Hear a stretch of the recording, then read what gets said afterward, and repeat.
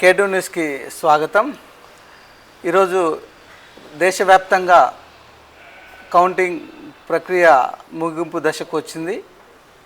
ఫలితాలు మాత్రం అనుకున్న దానికి ఎగ్జిట్ పోల్స్కి అంత తారుమారుగా అయినట్టు కనిపిస్తూ ఉన్నాయి. ఎన్డీఏ కూటమి ఏదైతే ఆశించిందో దానికి తగినటువంటి ప్రతిఫలం రాకపోగా భంగపాటు అయినట్టుగా మనం చూస్తూ ఉంటున్నాం. ఇదే విషయాన్ని కూడా గత కొద్ది రోజుల క్రితం సిపిఎం రాష్ట్ర కార్యదర్శి వర్గ సభ్యులు జులకంటి రంగారెడ్డి గారితో కూడా ఈ విషయాలు చర్చించడం జరిగింది.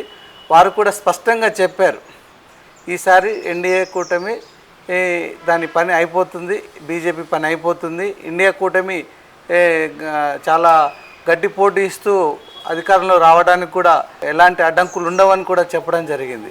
సో దాదాపుగా అదే జరగబోతుంది. సో ఈ విషయాన్ని తిరిగి చర్చించడానికి మనం రంగారెడ్డి గారి నివాసంలో ఉన్నాం. సో వారితో ఇంకొన్ని విషయాలు, తర్వాత జరిగే పరిణామాల గురించి కూడా కొన్ని విషయాలు తెలుసుకుందాం. నమస్తే. నమస్తే సార్, చెప్పండి. మోదీగా 400 బార్ ఆప్కి బార్. 400 బార్ అనేది అది నినాదంగానే మిగిలిపోయింది సార్. ఎందుకంటే ప్రజలు తెలుసుకున్నారు 10 సంవత్సరాల కాలం నుండి మోడీ అధికారంలోకి వచ్చిన దగ్గర నుంచి ఆయన ప్రజల్ని ఇబ్బంది పెట్టే కార్యక్రమాలు, ప్రజల మీద విపరీతమైనటువంటి పన్నుల భారాలు వేసి నిరుద్యోగ సమస్య పరిష్కారం చేయకుండా రైతుల వ్యతిరేకమైన చట్టాలు, కార్మిక వ్యతిరేక చట్టాలు, ప్రభుత్వ ఆస్తులు అమ్మటం, అప్పులు పెంచడం, ఇవన్నీ చేస్తూ బడా కార్పొరేట్ శక్తుల్ని బాగు చేసే కార్యక్రమం 10 ఏళ్ళని చేశాడు. కాబట్టి ప్రజలు తెలుసుకున్నారు.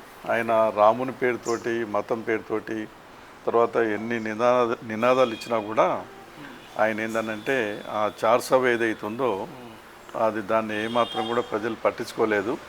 ఆయన మరొకసారి అధికారంలోకి వస్తే మనకు చాలా కష్టాలు నష్టాలు ఎదురైతే అనే ఉద్దేశంతో ఇవాళ ఆయన బీజేపీ సింగిల్ పార్టీగా చూస్తే మరి 243 సీట్లు మాత్రమే వచ్చినాయి. వాళ్ళ కూటమికి 290 కనిపిస్తూ ఉన్నాయి. ఇంకో గంట అయితే క్లారిటీగా తెలుస్తుంది. అందుకనే ఇండియా కూటమి కూడా మంచి స్థానాలే తెచ్చుకోవడం అనేది అన్నారు. యూపీలో చూస్తే కనుక చాలా ఘోర పరాజయంలోకి వెళ్ళిపోయింది. అక్కడ మహారాష్ట్ర, పంజాబ్ ఇలాంటి. అక్కడ ఇంకోటి ఏంటంటే యూపీ యోగి ఆదిత్యనాథ్ గారు అక్కడ ఉన్నారు. సో రామ మందిరం నిర్మించబడినటువంటిది అది ఇక్కడ ఏం పని చేయలేదు. అది ఇప్పుడు మన బుల్డోజర్ల ప్రభుత్వాన్ని ప్రజలు ఎందుకు హర్షిస్తారు? ప్రతిదానికి బుల్డోజర్లను ఉపయోగించి తర్వాత ఏంటంటే కేసులు పెట్టి తర్వాత ప్రజల యొక్క అవసరాలు తీర్చకుండా, పేదవాళ్ళకి ఇండ్లు ఇవ్వకుండా, ఉద్యోగాలు ఇవ్వకుండా, ఉపాధి కల్పించకుండా, ధరలు తగ్గించకుండా ఎంతసేపు ఏంటంటే ఆ రాముని పేరుతోటి మతంతో ఎంతకాలం నమ్మరు. అది సెంటిమెంటు. ఆ సెంటు లాంటిదే సెంటిమెంటు. ఆ సెంటు వేసినప్పుడే కొద్దిసేపు ఉంటుంది, తర్వాత ఉండదు. ఇది కూడా అంతే. ఈ మతం పేరుతో, రాముని పేరు, దేవుళ్ళ పేరుతోటి ఎంతకాలం వాళ్ళు ఆ రాజ్యం వెళ్ళలేరు. కాబట్టి అక్కడ మంచి నిర్ణయం తీసుకున్నారు. మహారాష్ట్రలో కూడా మంచి నిర్ణయం తీసుకున్నారు. కాకుండా ఏంటంటే బీహార్లో కానీ, కర్ణాటకలో, మధ్యప్రదేశ్ ఈ 3 రాష్ట్రాల్లో రావాల్సినటువంటి స్థానాలు రాలేదు. అక్కడ కాక అనుకున్నట్టుగా వస్తే బంపర్ మెజార్టీతో ఇప్పటికి అయినా కూడా ఇప్పటికీ ఇండియా కూటమికి అవకాశాలు ఫుల్ టైట్లో వచ్చేసింది. ఇప్పుడు మన ఎన్డీఏలో మిత్రులుగా ఉన్నటువంటి వాళ్ళు మనస్ఫూర్తిగా ఇష్టంతో వాళ్ళతో కలిసి లేరు. బలవంతంగా ఒత్తిడికి భయపడి ఆయనతో కలిసి ఉండటం అనేది జరిగింది. సెక్యులర్ పార్టీలే ఉన్నాయి.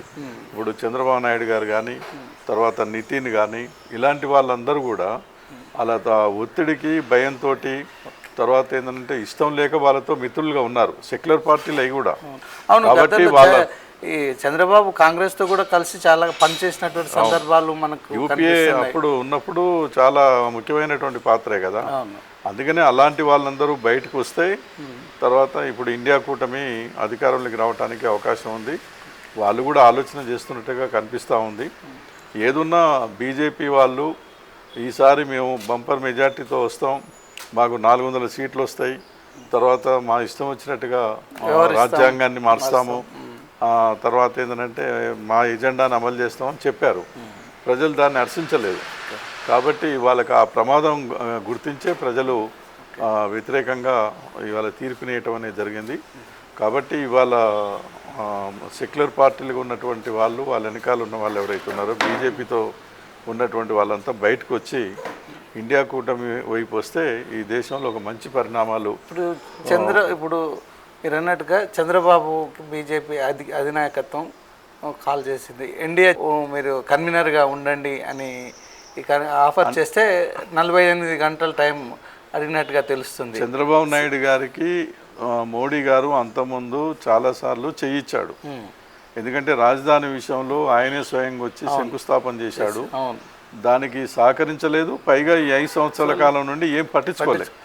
రెండోది ఏంటంటే స్పెషల్ స్టేటస్ ఇస్తా అన్నారు, అది ఇవ్వకుండా ఏంటంటే తొక్కిపట్టడం. దాని ఫలితంగానే చంద్రబాబు నాయుడు అప్పుడు ఓడిపోవడం అనేది జరిగింది. కాబట్టి చంద్రబాబు నాయుడిని అరెస్ట్ చేసినటువంటి విషయంలో కూడా బీజేపీ పాత్ర ఉంది. బీజేపీ పాత్ర లేకుంటే చంద్రబాబు నాయుడిని అరెస్ట్ చేయడం అనేది సాధ్యం కాదు. మొన్న ఎన్నికల్లో కూడా టీడీపీకి ఓటేయండి అని కూడా అది చెప్పలేదు. కాబట్టి ఇవన్నీ ఆయన మనసులో ఉన్నాయి. ఆయన మరి ఖచ్చితంగా నిర్ణయం తీసుకొని బయటకు వస్తే టీడీపీ వర్గాలు కూడా చాలా అక్కడ చంద్రబాబుతో ఉన్నటువంటి సమీప క్లోజ్గా ఉన్నటువంటి వారంతా కూడా బీజేపీని ఎన్డీఏని వ్యతిరేకిస్తున్నట్టుగా సమాచారం ఉంది. అది సహజమే కదా. వాళ్ళ మీద కేసులు పెడితేనే పోయి బీజేపీలో చేరారు కొంతమంది. బీజేపీలో ఇష్టం లేకుండా ఉండటం అనేది జరుగుతూ ఉన్నది. కాబట్టి టీడీపీలో ఉన్నటువంటి ముఖ్యమైన నాయకత్వం కూడా బీజేపీతో కలిసి ఉండటం అనేది ఇష్టం లేదు. ఇది సెక్యులర్ పార్టీ. ఈ దేశంలో సెక్యులరిజాన్ని కాపాడాలి, రాజ్యాంగాన్ని కాపాడాలి, ప్రజాస్వామ్యాన్ని, రాష్ట్రాలకు ఉన్న హక్కుల్ని కాపాడాలనే ఉద్దేశంతో ఇవాళ అందరూ ఆలోచిస్తున్నారు. కాబట్టి వాళ్ళందరూ బయటకు వచ్చి ఇవాళ ఇండియా కూటమితో ఉంటే డెఫినెట్గా ఇండియా కూటమి గవర్నమెంట్ ఫామ్ చేస్తుంది. ఈ వచ్చిన వాళ్ళకు కూడా తగిన ప్రాధాన్యత ఇస్తారు. ఆంధ్ర కూడా చాలా వరకు న్యాయం జరుగుతుంది. తెలంగాణకు కూడా మనం డెవలప్ చేసుకోవడానికి చాలా అవకాశాలు ఉంటాయి. దేశ పరిస్థితి ఎలా ఉంటాయి మన రాష్ట్రంలో చూస్తే కనుక ఇప్పుడు 8 కాంగ్రెస్, 8 బీజేపీ, 1 ఎంఐఎం అన్నారు. సో మీరు మన అన్నారు బీజేపీ బీఆర్ఎస్ మాత్రం 0. సో దాని పని కీలకత్వం అయిపోయింది. ఇప్పుడు మన రాష్ట్రంలో ఇంకొక 2-3 కాంగ్రెస్ పార్టీకి వచ్చే అవకాశాలు ఉండే మార్జిన్లో. అంటే పోల్లు ఏమైందంటే బీఆర్ఎస్ ఓట్ అంతా కూడా బీజేపీకి షిఫ్ట్ అయినట్టుగా అయింది. కాబట్టి వాళ్ళకి అన్ని సీట్లు లేకపోతే వాళ్ళు ఈరోజు అన్ని సీట్లు వచ్చే పరిస్థితి ఉండకపోవచ్చేమో కదా. అదే కరెక్టే. అది ఇప్పుడు బీఆర్ఎస్కి వచ్చిన ఓటింగ్ చూస్తే పూర్తిగా తగ్గిపోయింది. బీఆర్ఎస్కు ఓటేసినటువంటి వాళ్ళు కాంగ్రెస్కి వేయటం ఇష్టం లేక వాళ్ళు బీజేపీకి వేయటం అనేది జరిగింది. రెండోది ఏంటంటే కొన్ని సామాజిక వర్గాలు తర్వాత ఈ రాముని పేరుతోటి, మతం పేరుతోటి దాన్ని కూడా దృష్టిలో పెట్టుకొని ఎమోషనల్గా వచ్చేటువంటి దాన్ని అర్థం చేసుకోకుండా అట్లా వేయటం అనేది జరిగింది. ఇంకా కాకపోతే ఇంకొక 2-3 కాంగ్రెస్ పార్టీకి వచ్చేది ఉండే, అవి తగ్గినాయి. ఇవాళ కాంగ్రెస్ పార్టీకి ఏంటంటే వాళ్ళు అధికారంలోకి రాగానే మళ్ళీ ఒక 4-5 మాసాలకి ఎన్నికలు రావటం, వాళ్ళు చదువుకోకముందే ఈ ప్రజల్లో ఉండే కొంత అసంతృప్తి ఇవన్నీ కూడా ఉంటాయి. అయినా కూడా వాళ్ళు 8 స్థానాలు, పోయినసారి చూస్తే కాంగ్రెస్ పార్టీకి ఉన్న స్థానాలు 3 స్థానాలే కదా.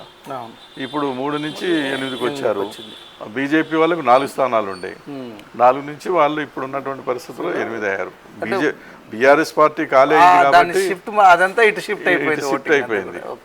దానివల్ల పెరిగింది తప్పితే కంటే కాంగ్రెస్ పార్టీకి మంచి సీట్లే పెరిగినాయి. సో ఇదే విధంగా మన నల్గొండ పార్లమెంట్కి వచ్చేటప్పటికి ఫస్ట్ నుంచి అనుకున్నట్టుగానే భారీ మెజారిటీ అన్నారు. ఏకంగా ఇది దేశంలోనే అత్యంత భారీ మెజారిటీ అయినటువంటి మొదటి స్థానం అనుకోవచ్చు కదా. ఇప్పుడు నల్గొండ పార్లమెంటు నియోజకవర్గానికి వస్తే ఇది పోరాటాల గడ్డ, తర్వాత సెక్యులర్ భావాలు, అభ్యుదయ భావాలు ఉన్నటువంటి ప్రాంతం. రెండోది ఏంటంటే బీజేపీ నుంచి కానీ బీఆర్ఎస్ నుంచి కానీ ఒక బలమైనటువంటి పోటీ ఇచ్చేటువంటి అభ్యర్థులు కూడా లేరు. తర్వాత వామపక్ష పార్టీలు కూడా మద్దతు ఇవ్వటం అనేది జరిగింది. అందుకని మేము మొదటి నుంచి చెప్తున్నాం. మేము అప్పుడు నెహ్రూ కంటే ఎక్కువ రావినారాయణ రెడ్డి గారికి వచ్చినాయి ఫస్ట్ ఎన్నికల్లో. అదే రకంగా ఈసారి కూడా దేశంలోనే అత్యధిక మెజార్టీ ఈ నల్గొండ నియోజకవర్గం నుండి వస్తుంది. 5 లక్షలు దాటుతుందని చెప్పాము. 5,52,000 5,52,000 మెజార్టీ తోటి రఘువీరారెడ్డి గెలవటం జరిగింది. అంటే ఇక్కడ ప్రజలందరూ కూడా అభ్యుదయ భావాలు, సెక్యులర్ భావాలు, తర్వాత ఏంటంటే బీజేపీకి వ్యతిరేకంగా ఆలోచన చేశారు కాబట్టి పెద్ద ఎత్తున ఓట్లు వేయటం అనేది జరిగింది. నల్గొండ జిల్లా పోరాటాల జిల్లా, తర్వాత ఏంటంటే ఒక ప్రజాతంత్ర ఆలోచనలు ఉన్నటువంటి ప్రజలు ఉన్నారు కాబట్టి అందరూ మద్దతు ఇచ్చారు కాబట్టి ఆ మెజార్టీ వచ్చింది. దేశ చరిత్రలో ఇది తప్పకుండా నల్గొండ జిల్లాకు ఒక గుర్తింపు అనేది ఉంటుంది. ఓవరాల్గా ఇప్పుడు ఇండియా మొత్తంలో ఇప్పుడు ఉన్నటువంటి పరిస్థితుల్లో ఇంకొక కాబట్టి అయిపోయిన తర్వాత ఈ 2 రోజుల్లోనే భారీ రాజకీయ సమీకరణలు జరుగుతూ ఉంటుంటాయి అటు ఇటు. సో ఎలా ఉంటుంది ఇండియా కూటమి అధికారానికి ఇప్పుడు చేపట్టడానికి అవకాశం ఉందా? ఇప్పుడు ఎన్డీఏ కూటమి కొద్దిగా ఎక్కువ మ్యాజిక్ ఉంది కదా. ఖచ్చితంగా అవకాశం ఉంది. ఎందుకంటే 10 సంవత్సరాల నుంచి మోడీ అనుసరించిన విధానాలు చూశారు.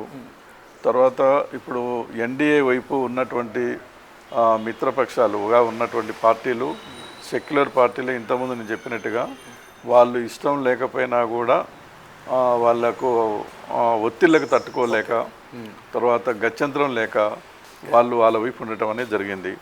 ఇప్పుడు అవకాశం ఉంది కాబట్టి అటు చంద్రబాబు నాయుడు గారు కానీ, నితిన్ కానీ, తర్వాత ఇంకా అనేక మా సెక్యులర్ పార్టీలుగా ప్రాంతీయ పార్టీలు వాళ్ళతో ఉన్నాయన్నీ కూడా బయటకు వచ్చి ఖచ్చితంగా ఇండియా కూటమి వైపు ఉంటాయి. ఇండియా కూటమి గవర్నమెంట్ ఫామ్ చేయడానికి అవకాశం ఉంటుంది. అటువంటి మంచి పరిణామాలు దేశంలో వస్తాయనేది అందరూ ఆశించడం అనేది జరుగుతూ ఉంది. ఆ పరిస్థితి వస్తుంది. ఇప్పుడు మీరు మీ ఇండియా కూటమిలో భాగంగా మీరు భాగస్వామిగా అంటే ఆల్మోస్ట్ రాష్ట్రంలో కూడా కాంగ్రెస్తో మీరు భాగస్వామిగా ఉన్నట్టుగా. సో ఈ 5 ఏళ్లలో మీరు ప్రజల కొరకు మీరు ఎలాంటి కార్యక్రమాలు చేపట్టడానికి కానీ ప్రజల్ని అంటే వారి అభ్యున్నతికి మీ పాత్ర ఎలా ఉంటుంది? మేము ఒకటే, ఇప్పుడు రైతులు పండించినటువంటి పంటలకు గిట్టుబాటు ధరలు రావాలి. గిట్టుబాటు ధరలకు సంబంధించినటువంటి ఒక సమగ్రమైన చట్టం పార్లమెంటులో తీసుకురావాలి. తర్వాత కార్మిక వ్యతిరేక చట్టాలు తీసుకొచ్చారు. 4 లేబర్ కోడ్లు తీసుకొచ్చి దాన్ని రద్దు చేయాలని చెప్పి మేము ఒత్తిడి చేస్తాం. అటు రద్దు చేసి కార్మికులకు మేలు చేయాలి. ధరలు తగ్గించడానికి చర్యలు తీసుకోవాలి.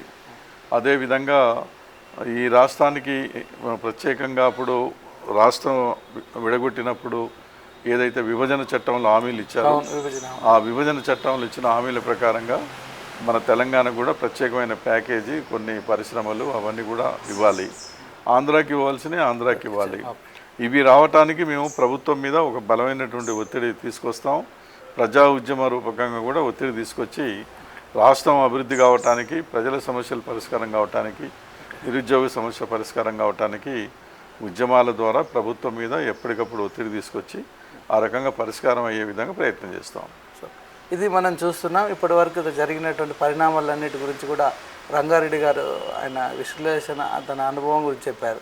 సో ఈ 2 రోజుల్లో రాజకీయ పరిస్థితులు ఏ విధంగా మారుతున్నాయి? ఒకవేళ ఇండియా కూటమి దాదాపు అంచుల్లో ఉంది అధికారం చేజించుకోవడానికి. ఎందుకంటే ఎన్డీఏ కూటమిలో భాగస్వాములుగా ఉన్నటువంటి వారు కొందరు సెక్యులర్ భావాలు కలిగిన వారు కాబట్టి వారు మొగ్గు చూపే అవకాశాలు ఉన్నాయి. ముఖ్యంగా ఆంధ్రప్రదేశ్లో చంద్రబాబు నాయుడు లాంటి వాళ్ళు గతంలో కాంగ్రెస్తో కలిసి పనిచేసినటువంటి వారు కాబట్టి వారితో కొద్దిగా సంప్రదింపులు కూడా జరుగుతున్నాయని తెలుస్తుంది. అలాంటి వారు కనుక వస్తే ప్రభుత్వాన్ని ఏర్పాటు చేస్తుంది.